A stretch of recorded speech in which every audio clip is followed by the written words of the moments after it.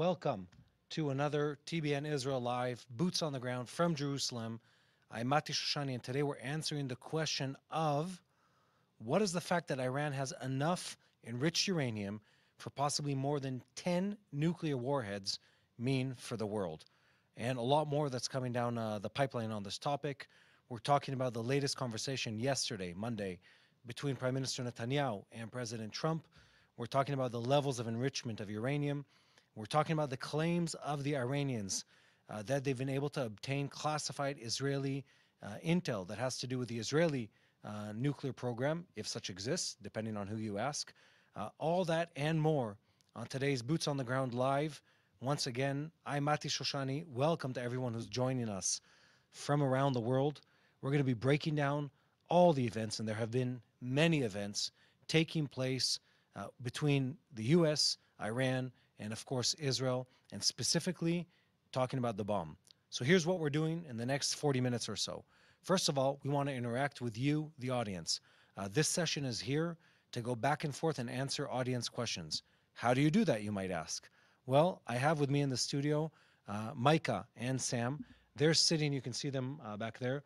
They're sitting on the system and picking out questions and comments that people are making as they take place. We're not going to be able to answer all of them, but we're going to try and answer as many of them as possible. Shalom Alan from, what was it, Sweden?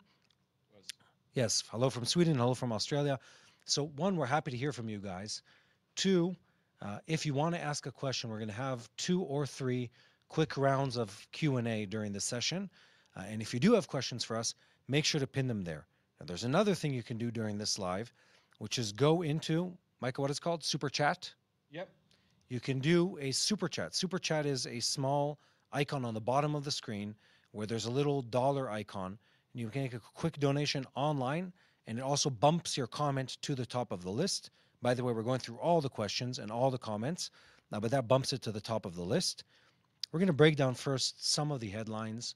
We're going to talk about what's happening, and then we're going to break for a couple quick Q&A rounds. But before we get started, first of all, welcome to everyone who's joined us live. If you're new here, and if you're one of about half of our viewers who isn't a subscriber of this channel, pause for a second and like and share and subscribe. And let me explain why we repeatedly, say exactly that. We say that because that helps us get the truth out of Israel to the corners of the earth. And the whole reason we're here is to make sure that the truth of what really happens in this part of the world gets out. And let me tell you, if we've learned anything in these last couple of weeks, is that the truth is a debatable topic, and there are many people that are trying to peddle lies as the truth of especially what's happening here in Israel with Gaza and with the Iranians. And the Iranians, of course, are no exception to that. So let's recap. Welcome to the TBN Boots on the Ground live from Jerusalem. I'm here at the studio, joined by our amazing team. We have Sam, we have Micah. Who's down in the control room? Is Igal there? Yep. And the illustrious Igal down in the control room. We don't want to forget him. We're all here for the next 40 minutes, give or take, going to answer your questions about what's happening here and specifically with Iran. So let me give you a bit of information of what's been happening in recent months. Our headline today, the main headline is, and this has been trending for about a week and a half now, is that we heard in a recent report by the IAEA, which is the International Agency of Atomic Energy, if I got that correctly, stating that the Iranians have enough enriched uranium to create 10 nuclear warheads. Now, that uranium isn't enriched yet to the level of weapons-grade uranium. We'll talk about that later on. But what they do is they have enough enriched uranium to the level of 60% to make at least 10 warheads. And more alarmingly, they're enriching uranium in their different centrifuge facilities to the tune of 1 more bomb per month. Now that's a lot. 1 bomb a month is a lot of bombs, especially when it's in the hands of the Iranians. So a lot has been going on in that. This is a warning that comes out from the IAEA, which is a semi-neutral, let's call it there, on the side of the West, but they're not related to Israel in any way, shape, or form. They come out about a week and a half, or maybe 2 weeks ago now, with a very loud warning saying Iran has a lot more enriched uranium than we expected, and they're enriching faster and to a higher grade than what we previously knew. And they're doing that in places that are undisclosed to us. And it's almost impossible for us to track everything that they're doing. In fact, we've sort of given up on it. At the same time, the US, the IAEA, several other countries in the West are putting a ton of pressure on the Iranians, saying we might be seeing a quick snapback of the sanctions that were imposed on them to the tune of what existed back in 2015 to make sure that they have maximum pressure on them to prevent them from making a push for a bomb. Russia, surprisingly or unsurprisingly, you guys tell me, suddenly is not sure that this is the right thing to do now with the Iranians. Perhaps we shouldn't escalate the situation with them. Heaven forbid we want to put sanctions on a country that's pushing for a bomb and is the sworn enemy of Israel and the West. But, you know, go figure. Another headline is that yesterday, Monday night, President Trump and Prime Minister Netanyahu had about a 40-minute phone call talking about Iran, talking about the agreement with Hamas, talking through how we don't allow Iran to reach a point of no return when it comes to nuclear capabilities. And then, of course, as usual, I guess, the Iranians threatened to retaliate. They threatened to attack. They threatened to unleash. They have these very, very plural languages that they use to unleash fire, to unleash hell on Israel and on those who will attack the people of Iran. But again, it's sort of hard to separate the truth and imagination with some of the statements that they make. What's interesting is also they've made some really bold claims in the last week and a half or so, saying we were able to obtain documentation that has to do with the Israeli nuclear program. They haven't shown any evidence of that, but they've been claiming that time and time again.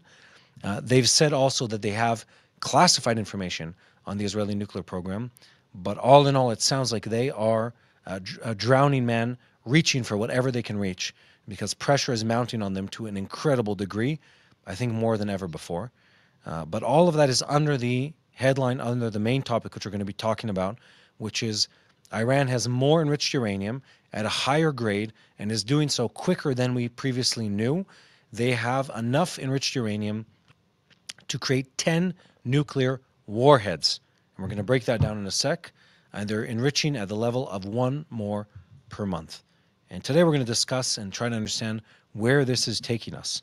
And I want to give 2 background points here. 1, to explain how enriching uranium works, and 2, to talk about the timeline here. And I'll start from the simple part, which is the timeline. But before we do that, welcome to anyone who's been joining us on this live feed. Let me look in StreamYard here. We have, wow, it's nice, almost 1,600 people that are watching us live. Thank you, Prodigal, for saying Am Yisrael Chai. Thank you, Monica, and good morning back to you in British Columbia, Canada. We have people from all around the world tuning in to enjoy, or I don't know if we're enjoying talking about this, to hear about what's happening with Iran here in Israel.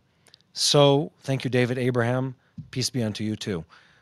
We're talking about the Iranian bomb. But before we continue, if you're new here, make sure to like, to share, and subscribe. And if you have a chance and you want to keep helping us spread the truth about what happens here in Israel to the world, which is something that becomes more and more of a necessity as others try to spread lies, there's a little button on the bottom right-hand corner of your YouTube page that says, it's a little dollar icon. You can do, it's called Super Chat. You give a little donation. You can leave a comment. It goes to the top of the comment list. And I'm going to give a little breakdown of what the timeline is with Iran. And secondly, what they need to do to create a bomb. And then we're going to take the first Q&A round. If you have questions, if you have comments, leave them in the chat. We have Micah, we have Sam back over there going through the comments as we speak. And we're going to make sure that everyone who has a question that is relevant for others will hopefully get a chance. If we don't get to you this week, we apologize in advance. We'll get to you next time, hopefully. Okay, let's go. Let's talk about the timeline first. So let's go back a couple months. We're on week 7, I believe, of the direct negotiations between the U.S. and the Iranians. And in those negotiations, I'll give you the cliff notes on that. There are only 2 points that are being discussed on that entire negotiation. Point number 1 is stop enriching uranium. Point number 2 is get rid of the stockpiles of enriched uranium you have. Iran, according to the IAEA, the International Agency of Atomic Energy, well, they have a whole lot of enriched uranium. Much of it is enriched to the degree of 60%, about 400 kilos, which is, let's say, 1,000 pounds of 60% enriched uranium, enough to create about 10 nuclear warheads once it's enriched to the next level. What is the timeline on that? Well, it takes a lot more time to enrich uranium up to 60% than it does from 60% to 90%, which is the minimum threshold for military capabilities, or as in bomb grade enriched uranium. So the Iranians and the Americans have been negotiating back and forth. Only two requests that the Americans had the whole time. One, stop enriching uranium. Two, hand over the enriched uranium you already possess. And the Iranians, to both of those questions, have one consistent answer. Micah, can you guess what that answer has been? Cannot. It's been no. Okay. They said, don't enrich uranium, give up the enriched uranium. The answer the Iranians gave every time was no and no. Every single time. They say it in many different words. They say, stop it, please. We don't like negotiating under pressure. Too much of the U.S. fleet is at our doorstep. They say, please stop. We're trying to figure out our next steps. They're saying, 100 different things. Ultimately, every weekend we have these direct conversations. Every weekend, the U.S. requests only two things. And every weekend, the Iranians say the same thing. We will not give up our right to enrich uranium. We will not give up our stockpiles of enriched uranium. Now, one might ask, and this would be a very valid question, why on earth would a country who's claiming they're not creating a bomb need enriched uranium at a grade that is far greater than what is used for civilian purposes? So give or take, I think you need about, I think I have this in my notes, about 5%. Let me just check myself. Yeah, about 5% of enriched uranium is enough for civilian purposes, which is generating electricity. That's all you need. They're at 60%. That's a whole lot more than what is needed for that. And it's a much shorter distance from 60 to 90%, which is bombs grade uranium, than it is from 5%, which is civilian purposes, to 60%. So in a nutshell, while this negotiation has been going on, President Trump has been very bold, very open with the Iranians. He said, look, we have at one point or another 3 carrier groups parked outside of, the Hormuz Straits, the Bab el-Mandab Straits. We're showing you what we're intending to do.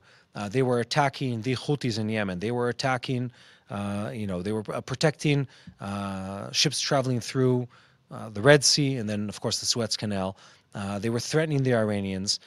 They were forcing a deadline on them, which has long passed since then. And every time we go to the negotiation, we get to the same point.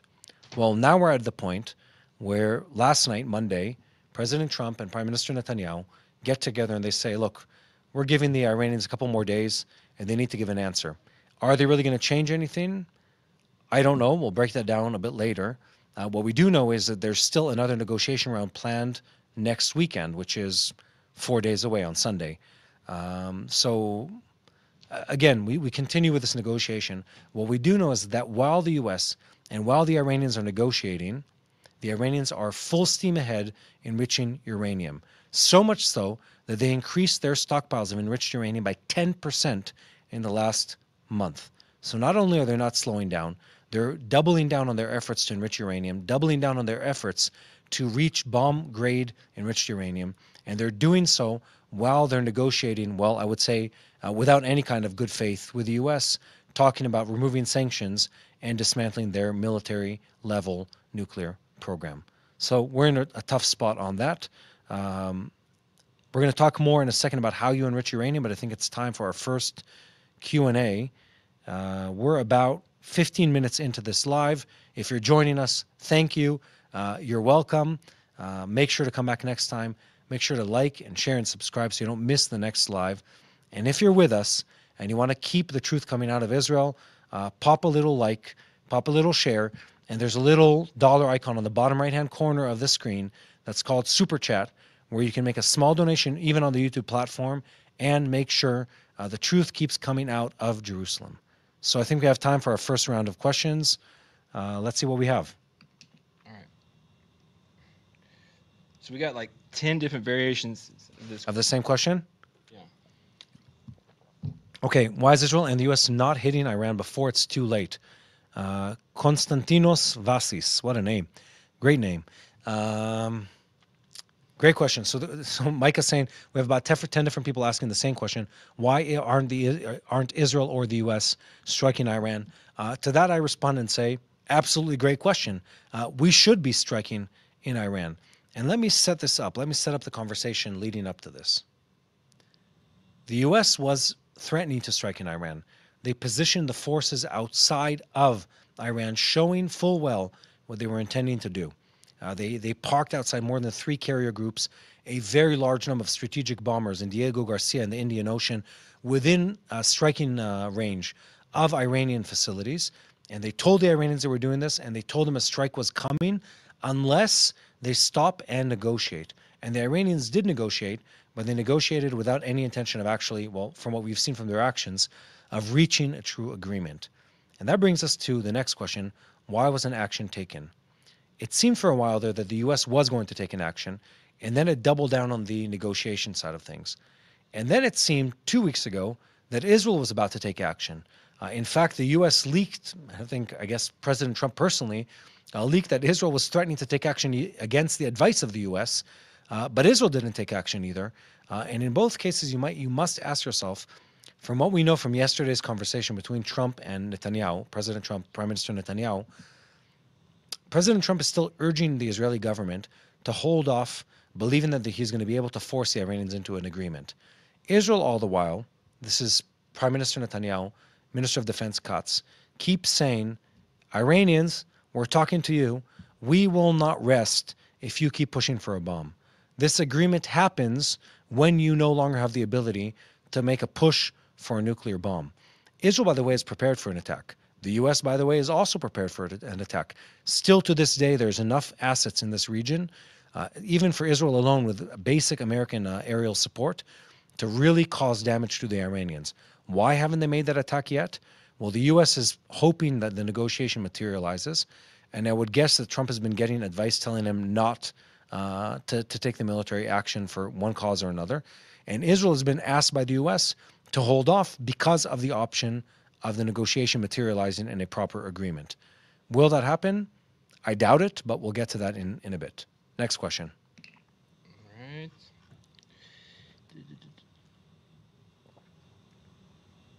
Here's a follow-up. Question: does Witkoff understand the nature of the Iranian regime and their stall tactics? That's a really good question. Thank you, Josefa. So the question was, does Steve Witkoff, who's the U.S. emissary to everything negotiations, does he understand the nature of the Iranian regime? My guess is yes, but possibly not to the degree that is needed. The U.S. administration has a lot of professional diplomats and people in it they know how the Iranians operate. Well, the reason the Iranians have been so successful up till now is because they really are masters at drawing out a negotiation. They really are masters at convincing people that this time they're going to change and this time they mean business.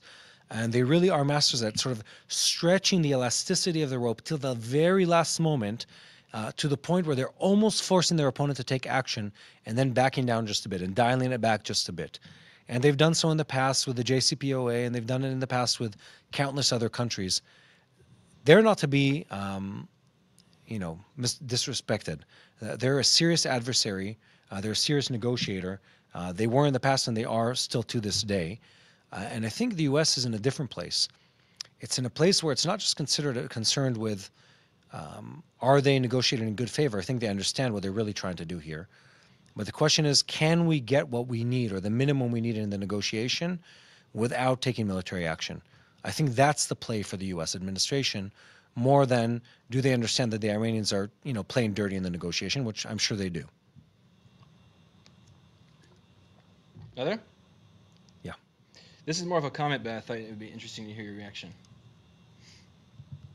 The reason Israel won't strike Iran's nuclear program is Iran might just self-sabotage the areas and leak nuclear material, and everyone around the world will be affected.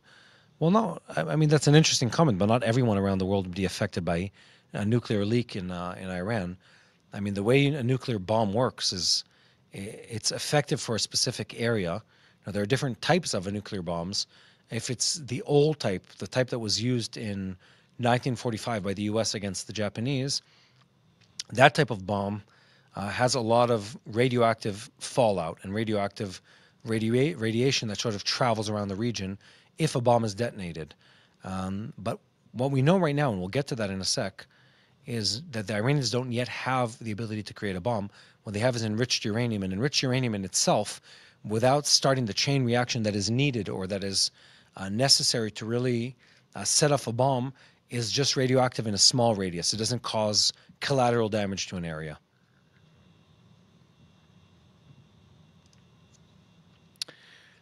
Sandra asks, will there be a nuclear fallout after demolition? And that is part of why strikes have not happened yet. Praying for the peace of Jerusalem. So this is a similar question. No, there would be a small amount of nuclear fallout, but this is nothing like what you would see on television shows that talk about a nuclear winter and stuff like that.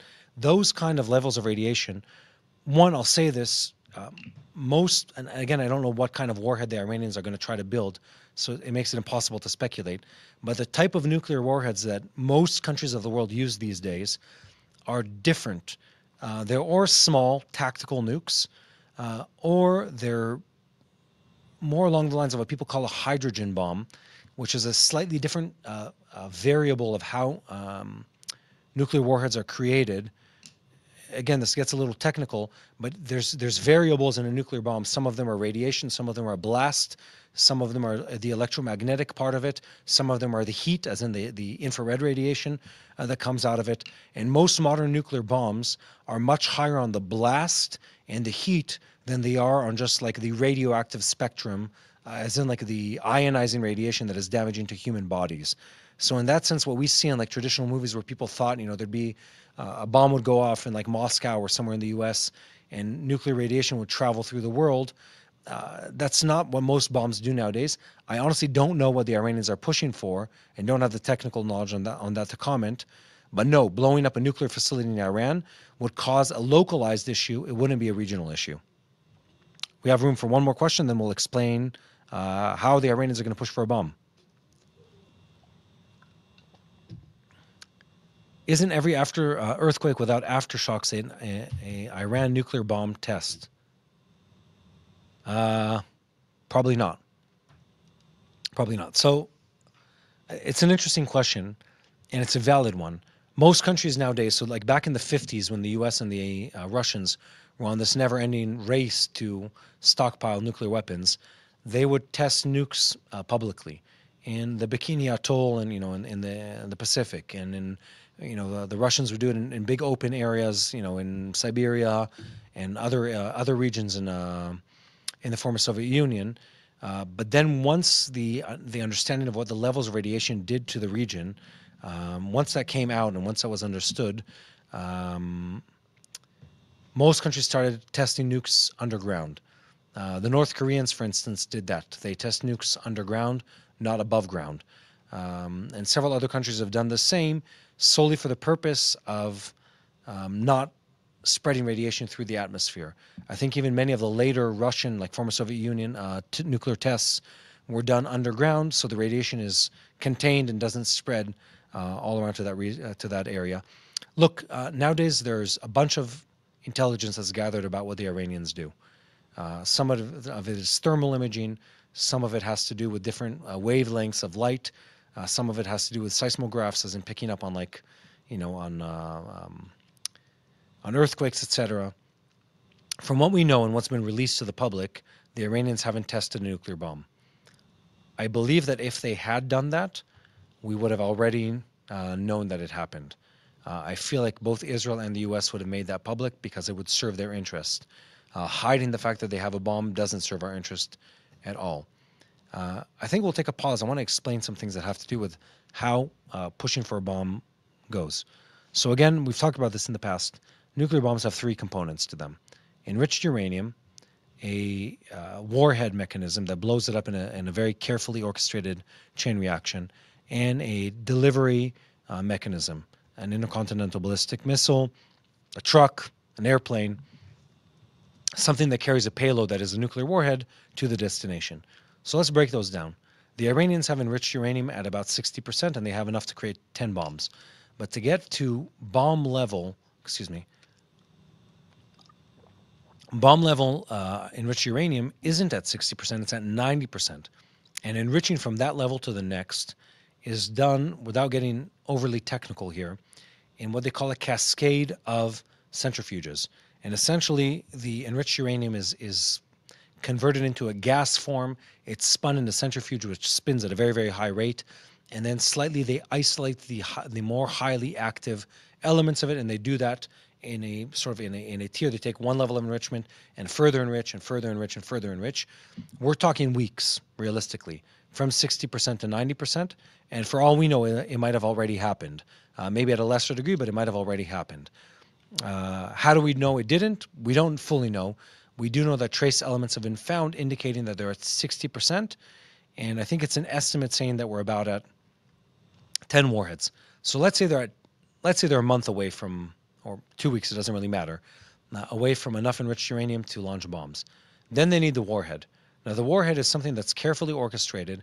It needs to be able to launch into the air and then in a very timely manner start a chain reaction that sets off the nuclear elements and creates a chain reaction that is known as an atomic explosion. And for what we know, the Iranians don't have that yet, but they are working on it.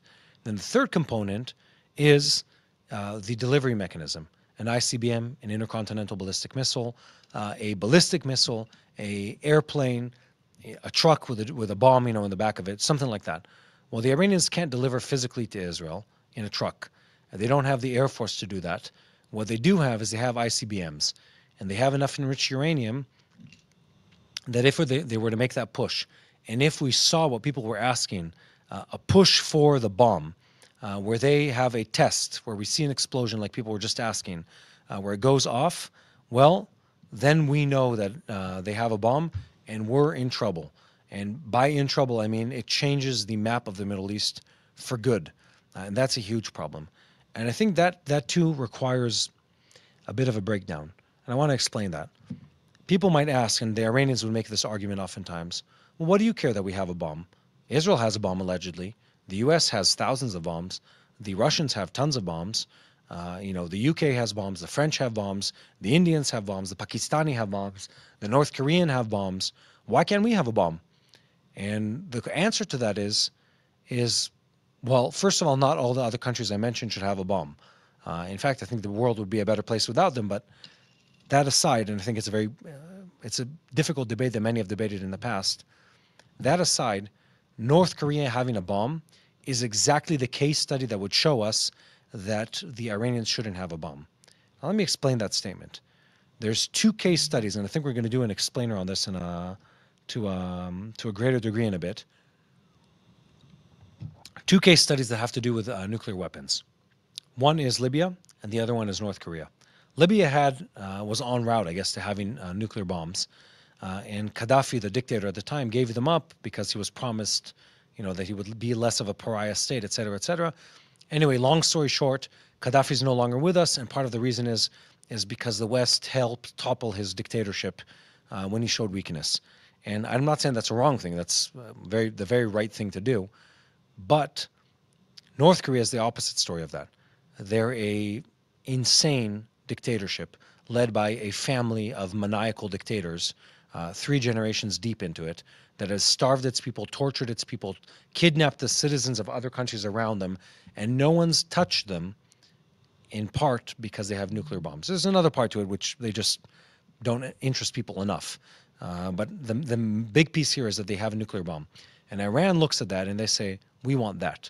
We want to have a bomb, and we want to be untouchable. Because when Iran has a bomb, suddenly Saudi isn't as powerful. And when Iran has a bomb, suddenly the threat of American attacks against the Iranians are not as scary. And Israeli Air Force attacks are less of an option. So we can't live with the option of the Iranians having a bomb.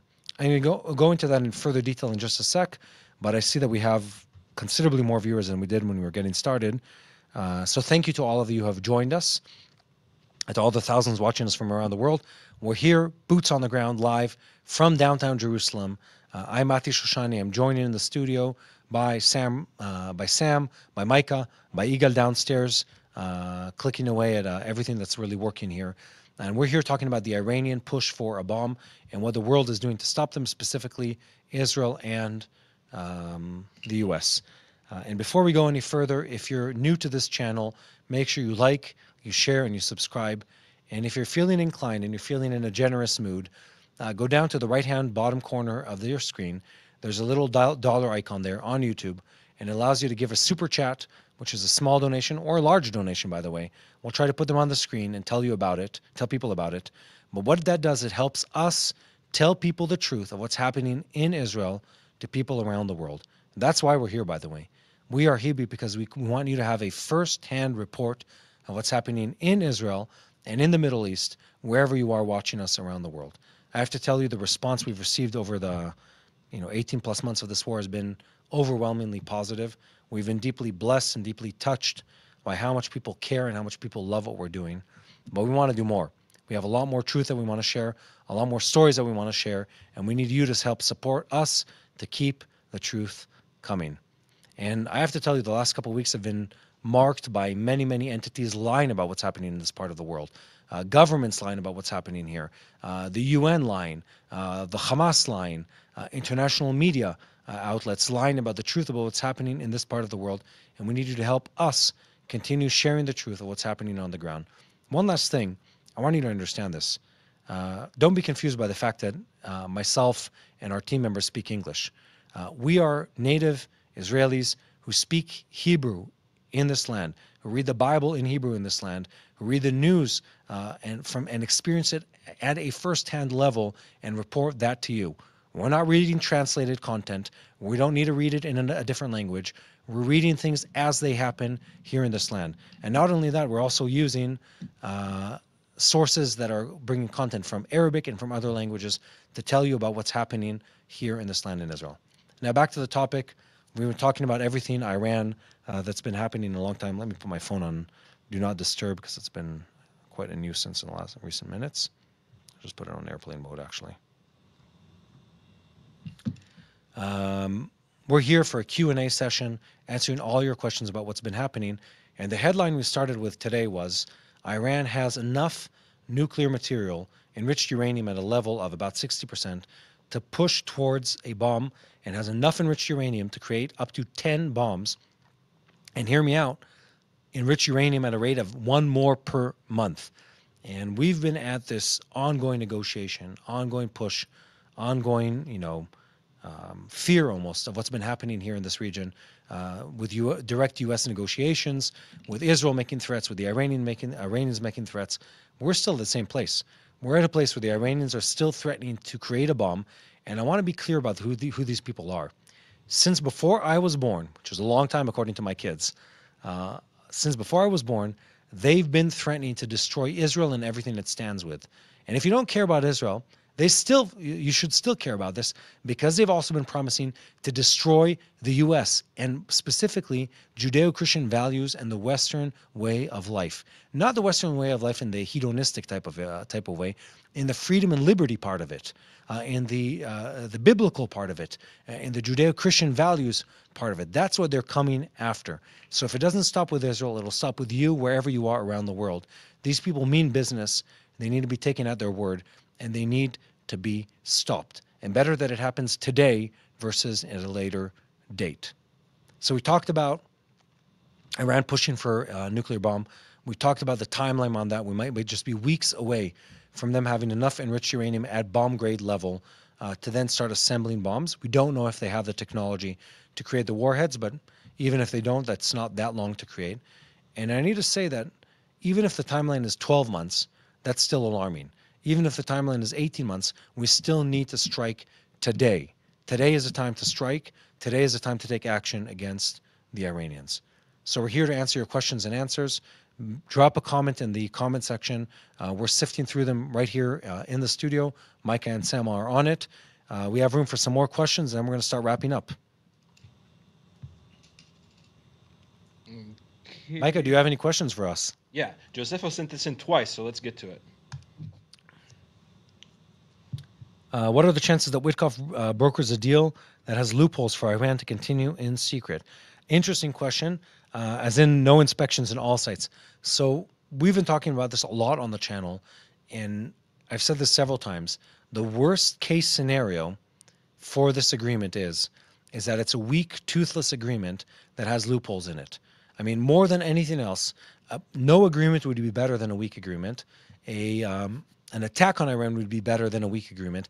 The worst case scenario possibly is a weak agreement. Why is that?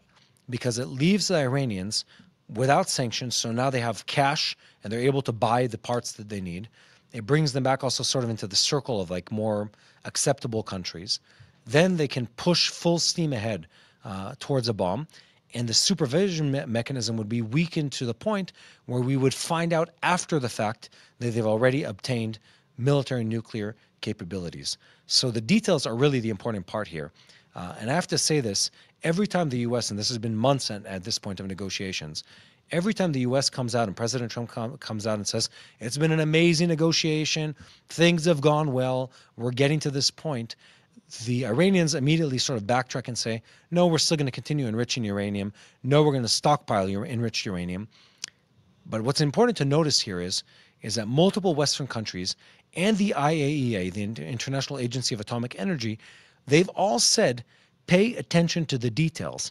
We need to be able to supervise every facility in Iran. I need to give an example of this. We need to be able to show up at a facility, knock on the door and say, hello, this is whatever supervision entity it is. We're here to check on whether or not there's a nuclear program taking place in this location. And they need to open the door to them and show them that there isn't. And without that, the Iranians can continue to push for a bomb. And let's be honest here. They've done this time and time again. They shouldn't have enriched uranium at 60%, and they have it because they've duped the international community time and time again, because they've entered into agreements and pulled out of agreements, and they've sort of haggled their way into a lack of supervision that's allowed them to enrich uranium to a greater degree than what was expected. And we can't remove the sanctions, and we can't have a weak agreement. The agreement needs to end with the fact that there are other people inspecting the Iranians on the ground and ensuring that they can't obtain nuclear military capability. And in fact, the Iranians don't need any kind of enriched uranium. Many mechanisms have been offered. I mean, I'd get blue in the face just trying to describe all the options that have come up. Third-party countries, the Saudis, giving them enriched uranium for civilian purposes, etc. Look, we don't need to beat around the bush. We know what's happening here.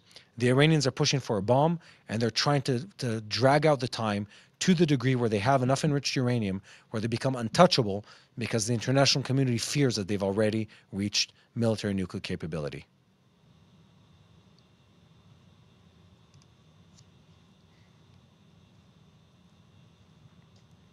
Social Intelligence Squad, great name. Are you not fearing the devastating counterattacks, or is it just a bluff? No, it's not a bluff. There will be counterattacks, and I'd say, and this we've been saying this, the Israeli government has been saying this for over a year now. Look, Iran has taken many, many blows in the last 12 months. Their Ring of Fire doctrine, Hezbollah, Hamas, Syria, Houthis has been weakened dramatically. They're financially hard-pressed. Their air defenses have been weakened by Israeli attacks on Iran proper. Now is the time to attack when their retaliatory attack is as weak as it possibly could be. If we wait 18 months, if we wait 12 months even, they might have more SAM sites. They might have another proxy force that they're able to raise. They might have more nuclear capabilities than what we know. There is no reason to wait. The response will be as weak as it possibly could be now, more than ever before. Next question. Israel doesn't need the U.S. military support for the strike, but isn't U.S. intelligence necessary? Yeah, good question. So one, Israel would love to have U.S. support on the strike. We would love to have support, be it in intelligence, in logistics, in airstrikes, in a guarantee of fighting off the attack that would happen. We need that help. We need that support. But Israel has said publicly, Prime Minister Netanyahu, Minister of Defense Katz, and before him, Minister of Defense Gallant, have said repeatedly that we will strike also without the aid of the U.S. If needed, because we can't live with the option of an Iranian strike.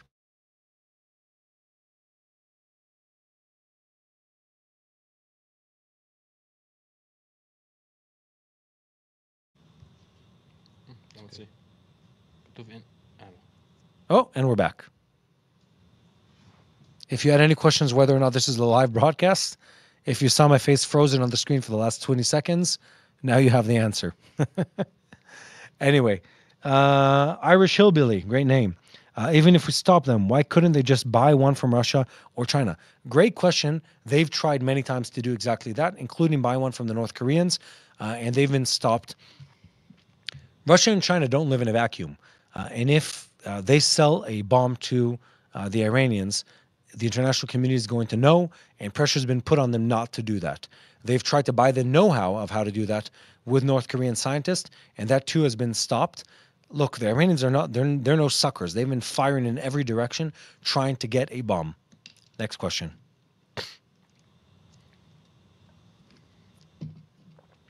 Doesn't Witkoff has past business ties with Qatar?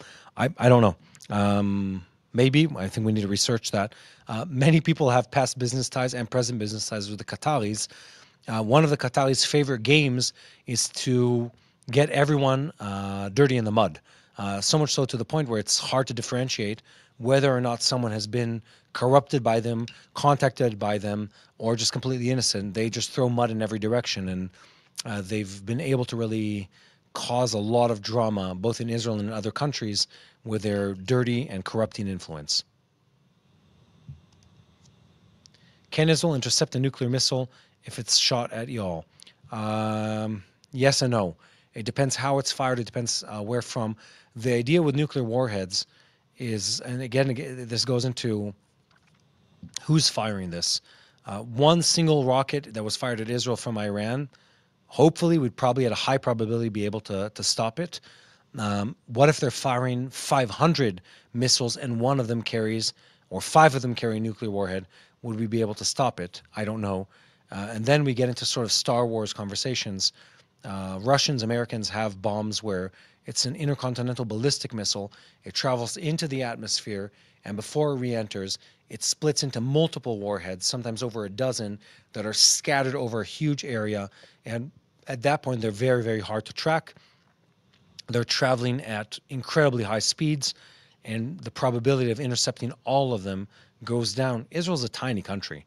I mean, you fly up 1,000 feet in the air in Israel, you can see almost the entire country. We're a really small country. I'm not sure the last statement I said is actually true because I don't know enough about line of sight. But I mean, I've been in the air in Israel. We're a very, very small country. It's one bomb would be more than enough damage to stop us. We can't afford the Iranians having a bomb. That's the truth. And we don't want to live in a world where the Iranians have a nuclear bomb.